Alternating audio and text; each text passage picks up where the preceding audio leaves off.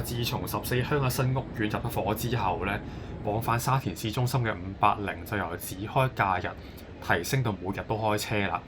不過估唔到呢，短短一個幾月竟然多人到咁誇張喎！5點鐘嚟到西沙灣總站，見到條隊已經打晒蛇餅啦。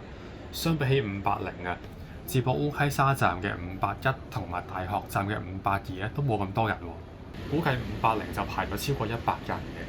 然後為咗拍片俾大家睇啦，就未有排到隊住嘅。等到開始上咗大部分嘅客，條隊仲有10幾人嘅時候呢，先至發現係企滿晒嘅。咁所以就眼白白望住5點2嗰班車就頂住閘離開啦。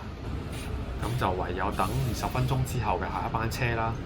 咁原來都好多人搭過，應該西沙灣都上咗超過100人以上嘅。西沙路沿途都有人上車。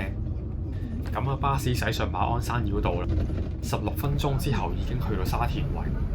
咁沙田圍就有大概20人落車，22分鐘就抵達沙田市中心總站啦，都真係相當之快喎。落車嘅時候真係群情洶湧啦，應該啲乘客係去轉火車啦或者巴士嘅。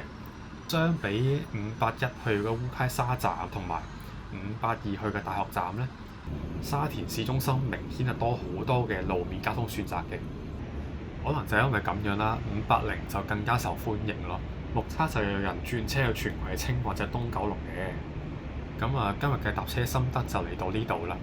如果仲想睇我哋搭其他巴士、小巴路線，就不妨喺下邊留言俾啲idea我哋啦。